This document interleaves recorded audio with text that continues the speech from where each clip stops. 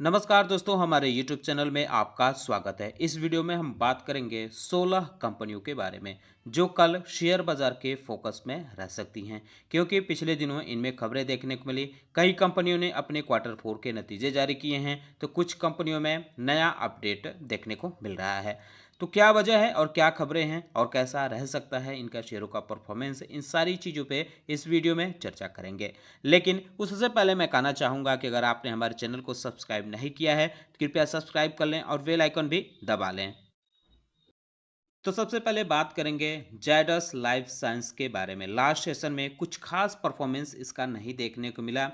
काफ़ी उतार चढ़ाव इसके शेयरों में रहा। पिछले 5 सेशन की बात करें तो इसमें 3.5% के आसपास की हरियाली देखने को मिल रही है। इसमें अपडेट ये आई है कि इसकी जो यूएस आर्म्स देखने को मिलती है, यानी यूएस में जो इसकी कंपनी देखने को मिलती है, उसका नाम है सेंटिल थेरेप्यूटिक्स, जो है उसने एक वर्ल्ड वाइड प्रॉपर्टी एक्वायर किया है।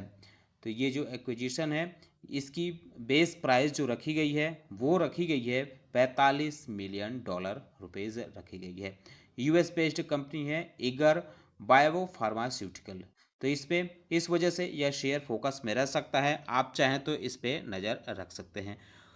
उज्जीवन स्मॉल फाइनेंस के बारे में बात करें तो पिछले 5 सेशन में इसमें 4% के आसपास की उछाल देखने को मिल रही है। अपडेट की बात करें तो इसमें अपडेट यह है कि संजीव नौटियाल को एमडी और सीईओ अपॉइंट किया गया है।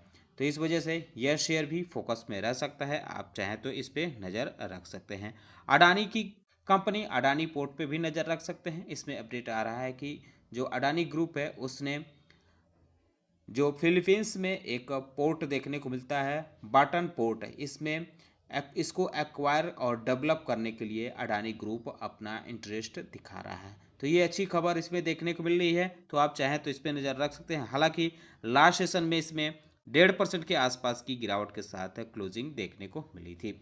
अरविंदो फार्मा की बात करें तो यूएस एफडीए की तरफ से 7 ऑब्जर्वेशन इशू किए गए हैं। यूनिट सेकेंड इसका देखने को मिलता है, फार्मूलेशन और मैन्युफैक्चरिंग फैसिलिटी है। यूनिट सेकेंड भिवाड़ी में है, राजस्थान के। तो इसमें ये ऑब्जर्वेशन इशू किया गया है यूएस एफडीए के तरफ से। ये जो यूएस एफडीए का इंस्पेक्शन रहा है, ये 25 अप्रैल से 30 मई के बीच रहा है। तो इस वजह से आप चाहें तो इस पे भी नज़र रख सकते हैं। हालांकि इस मामले में कंपनी का कहना है कि जो ऑब्जर्वेशन है वो प्रोड्यूसरल है, नेचुरल है। तो इस वजह से कुछ खास असर नहीं है, फिर भी आप चाहें तो इस पे नज़र रख सकते हैं। वहीं Mangalore refinery and petrochemicals limited के बारे में बात करें तो लास्ट सेशन में इसमें 1.5% के आसपास की गिरावट के साथ क्लोजिंग देखने को मिली थी। कंपनी ने अपने क्वार्टर 4 के नतीजे जारी किए थे। नेट प्रॉफिट में 40% की डाउन देखने को मिली थी। 1138 करोड़ रुपए कंपनी ने नेट प्रॉफिट दर्ज किया था। रेवेन्यू फ्लैट रहा था, 25,328 करोड़ रुपए रहा था। हालांकि एबिटा भी 33% के आसपास डाउन हुआ था। 2329 करोड़ रुपए कंपनी का एबिटा रहा था। एबिटा मार्जिन भी 460 बेसिस पॉइंट गिरा था। 9.2% इसका एबिटा मार्जिन रहा था और जीआर $11 पर बैरल देखने को मिला था, जो पिछले साल के क्वार्टर 4 में $15 पर बैरल रहा था। तो इस वजह से आप चाहें तो इस पे नज़र रख सकते हैं। कल यह शेयर फोकस में रहेगा। आईडीबीआई बैंक के बारे में बात करें तो लास्ट सेशन में इसमें 1.5% से ज़्यादा की गिरावट रही थी। इसमें कंपनी ने अपने क्वार्टर 4 के नतीजे जारी किए थे। नेट इंटरेस्ट मार्जिन बढ़ा है कंपनी का, 12.4% बढ़ा है। 3687 करोड़ रुपए कंपनी ने टोटल नेट इंटरेस्ट इनकम दर्ज किया है, जबकि नेट प्रॉफिट 43% से ज़्यादा बढ़ा है जो पिछले साल के मुकाबले। वहीं प्रोविज़न डाउन हुआ है 88.4%, जो पिछले साल के मुकाबले डाउन देखने को मिला है। कंपनी का नेट एनपीए जो रहा है, माफ कीजिएगा, ग्रॉस एनपीए 4.53% रहा है, जो पिछले साल 4.69% था, जबकि नेट एनपीए 0.34% रहा है, ये भी कम हुआ है। तो इन सारी चीज़ों की वजह से आप चाहें तो इस पे भी नज़र रख सकते हैं। कल यह शेयर भी फोकस में रह सकता है। सीडीएसएल की बात करें तो आज लास्ट सेशन में कंपनी के शेयरों में कुछ खास परफॉर्मेंस नहीं देखने को मिला था, लेकिन कंपनी ने अपने Q4 के नतीजे जारी किए हैं। टोटल इनकम इसका 86% बढ़ा है पिछले साल के मुकाबले, यानी काफ़ी बेहतर कंपनी का टोटल इनकम देखने को मिल रहा है, रिजल्ट देखने को मिल रहा है। नेट प्रॉफिट भी 63% ईयर ऑन ईयर बढ़ा है, 129 करोड़ रुपये रहा था। इसके साथ ही बोर्ड ने 19 रुपये पर शेयर के हिसाब से डिविडेंड फाइनल डिविडेंड देने का ऐलान किया है, और इसमें ऐड किया है 3 रुपये पर शेयर के हिसाब से स्पेशल डिविडेंड, यानी 22 रुपये कंपनी पर शेयर के हिसाब से डिविडेंड देगी।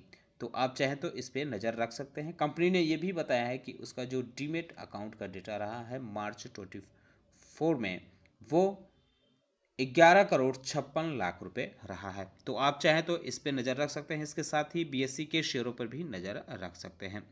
अगर हम बात करें कैंसाई नेरोलैक पेंट्स के बारे में, तो लास्ट सेशन में काफ़ी उथल पुथल देखने को मिला था। अचानक शेयर ऊपर गया था, फिर इसमें गिरावट रही थी। कंपनी ने अपने Q4 के नतीजे जारी किए हैं, अच्छा परफॉर्मेंस देखने को मिला है। डेकोरेटिव सेगमेंट में कंपनी का अच्छा परफॉर्मेंस रहा है। रेवेन्यू 2.1% बढ़ा है, जबकि एबिडा मार्जिन की बात करें तो वो भी 40 बेसिस पॉइंट बढ़ा है, 10.1% रहा है। अगर डेकोरेटिव पेंट की बात करें तो इसमें डबल डिजिट वॉल्यूम ग्रोथ देखने को मिल रही है। इंडस्ट्रियल कोटिंग मॉडरेट जो रहा है, वो भी प्रीवियस क्वार्टर के मुकाबले बेहतर देखने को मिला है। तो टोटल रिजाइन कैपेसिटी जो रही है 2 प्लांट की, वो इंक्रीज हुई है, 907 मीट्रिक टन से बढ़कर per month 1757 metric ton per month हो गई है। तो यह शेयर भी फोकस में रह सकता है, आप चाहें तो इस पे नज़र रख सकते हैं।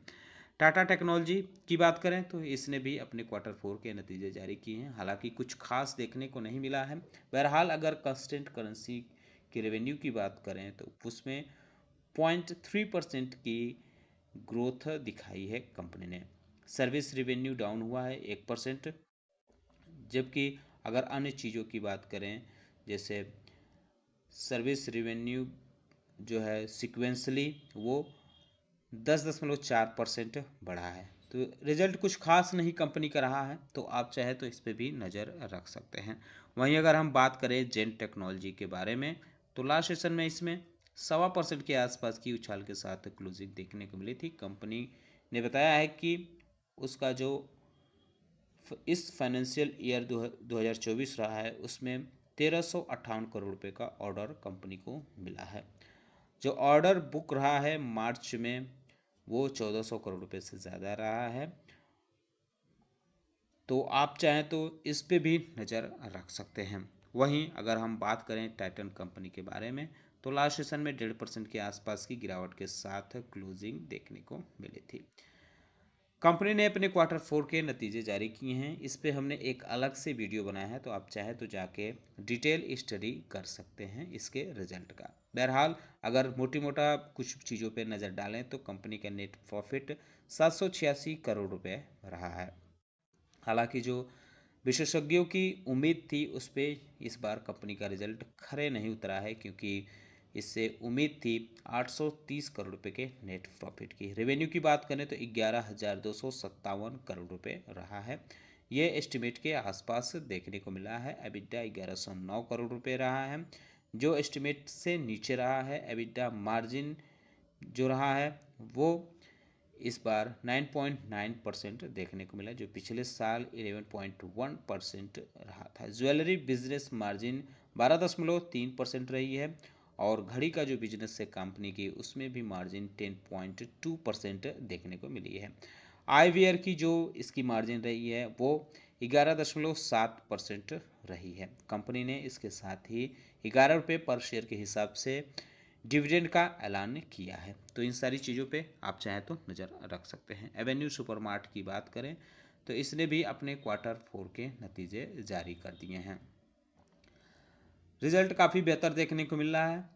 563 करोड़ रुपए कंपनी ने टोटल कंसोलिडेटेड नेट प्रॉफिट दर्ज किया है, 22.4% की ग्रोथ दिखाई है पिछले साल के मुकाबले।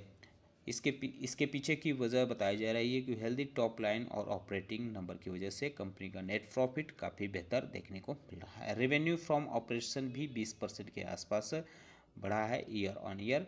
12,726 करोड़ रुपये कंपनी ने रेवेन्यू फ्रॉम ऑपरेशन दर्ज किया है।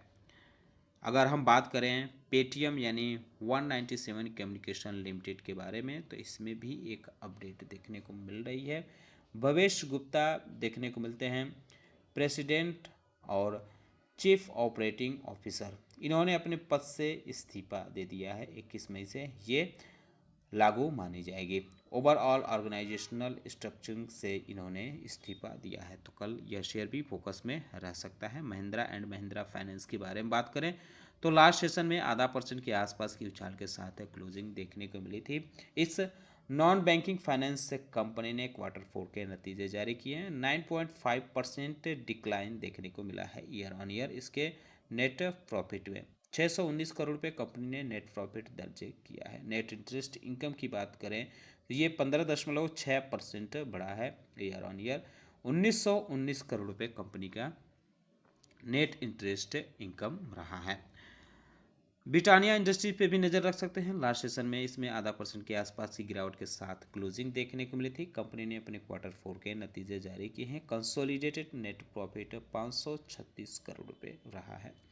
इसके कंसोलिडेटेड नेट प्रॉफिट में 3.8% की गिरावट देखने को मिल रही है पिछले साल के मुकाबले। इसके पीछे की वजह बताई जा रही है कि जो ग्रोथ रहा है काफ़ी स्लो रहा है टॉप लाइन में, और कमज़ोर ऑपरेटिंग नंबर की वजह से कंपनी की कंसोलिडेटेड नेट प्रॉफिट गिरते हुए देखने को मिला है। रेवेन्यू फ्रॉम ऑपरेशन की बात करें 1.21% बढ़ा है। 4,069 करोड़ रुपए कंपनी ने टोटल रेवेन्यू फ्रॉम ऑपरेशन दर्ज किया है। वहीं कोटक महिंद्रा बैंक पे भी नजर रख सकते हैं। 1.5% के लास्ट सेशन में गिरावट देखने को मिली थी। कंपनी ने अपने Q4 के नतीजे जारी किए हैं। Stand alone net profit 4133 crore रुपए रहा है। 18.2% year on year growth company के कंसोलिडेटेड नेट प्रॉफिट में देखने को मिल रही है। नॉन इंटरेस्ट इनकम की बात करें और ऑपरेटिंग प्रॉफिट, तो इसकी वजह से कंपनी के जो नंबर है बेहतर देखने को मिल रहे हैं। इंटरेस्ट इनकम की बात करें यानी नेट इंटरेस्ट इनकम, तो 13.2% ये बढ़ा है।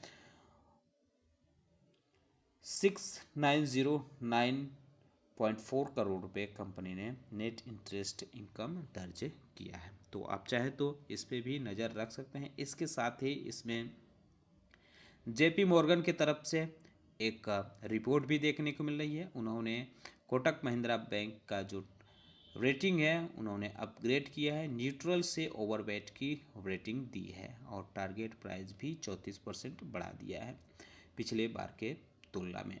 तो उन्होंने 2070 रुपये पर शेयर के हिसाब से इस कंपनी को टारगेट प्राइस दिया है। तो इन कंपनियों के अलावा कुछ कंपनियां और हैं जो कल अपने Q4 के नतीजे जारी करेंगे, जैसे Lupin, Marico, Arvind CarTrade tech, CG power and industrial solution, DCM, Shriram, Godrej consumer product, Gujarat gas, happiest mind technology और इंडियन बैंक, रूट मोबाइल और सुवेन लाइफ साइंस। ये कंपनियां कल अपने Q4 के नतीजे जारी करेंगी, तो इस वजह से इनके शेयर भी फोकस में रह सकते हैं। उम्मीद करता हूं कि आपको हमारा वीडियो पसंद आया होगा। अगर पसंद आया तो लाइक करें, चैनल को सब्सक्राइब करें और अपने दोस्तों में शेयर भी करें। वीडियो देखने के लिए बहुत बहुत धन्यवाद।